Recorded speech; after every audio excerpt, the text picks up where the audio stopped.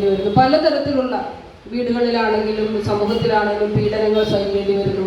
ഒന്ന് ചെറുത്ത് നിൽക്കാൻ, അതിനെതിരെ ഒന്ന് പ്രതികരിക്കാൻ നമ്മൾക്കൊരു കരുത്ത്, മനസ്സിനൊരു ശക്തി ഉണ്ടെങ്കിൽ ആ ഒരു കഴിവും ആ ഒരു പ്രാപ്തികളും തിരിച്ച് നമുക്കത് പ്രതികരിക്കാൻ നമുക്ക് ഒരു പെട്ടെന്നൊരു സഡൻ അറ്റാക്ക്, അതൊരു ആപത്തായിക്കൊണ്ടേ എന്ത് കാര്യമാണെങ്കിലും അതിന് സഡൻ ആക്ഷൻ എടുക്കാനുള്ള ഒരു മനക്കരുത്തും അതിന് പ്രാപ്തമാകാനുള്ള നമ്മളുടെ ഒരു ബോഡി ഒക്കെ അതിന് പ്രാപ്തമാകേണ്ടത് ഏറ്റവും ഇന്നത്തെ സാഹചര്യത്തിൽ അനിവാര്യമാണ്. ഏറ്റവും പ്രത്യേകിച്ച് നമുക്ക് സ്ത്രീകൾക്ക് തന്നെയാണ് ഏറ്റവും അത് ആവശ്യം. കുടുംബത്തിലാണെങ്കിലും സമൂഹത്തിലാണെങ്കിലും ഇറങ്ങിച്ചിരുന്ന ഏത് മേഖലയിൽ, പ്രത്യേകിച്ച് നിങ്ങളുടെ ജോലിയൊക്കെ ആയിട്ട് ബന്ധപ്പെട്ട് നിങ്ങൾക്ക് ഒരുപാട് പ്രശ്നങ്ങൾ നിങ്ങൾ സമൂഹത്തിൽ പോകുമ്പോൾ നേരിടേണ്ടി വന്നിട്ടുണ്ട്.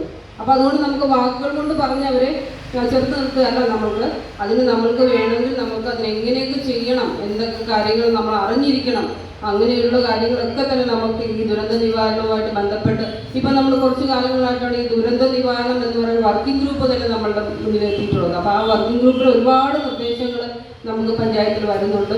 ആ നിർദ്ദേശങ്ങൾക്ക് അനുസരിച്ച് നമ്മൾ പ്രോജക്റ്റുകൾ വെക്കുന്നുണ്ട്. ദുരന്ത നിവാരണ ഭാഗമായിട്ടുള്ള പദ്ധതികൾ വരെ പഞ്ചായത്തുകൾ വെക്കണമെന്നുള്ള കർശനമായ നിർദ്ദേശമാണ്. അതിൻ്റെ ഭാഗമായി നമുക്കൊരു മോക്ക് ഡ്രിൽ പരിശീലനമാണ്.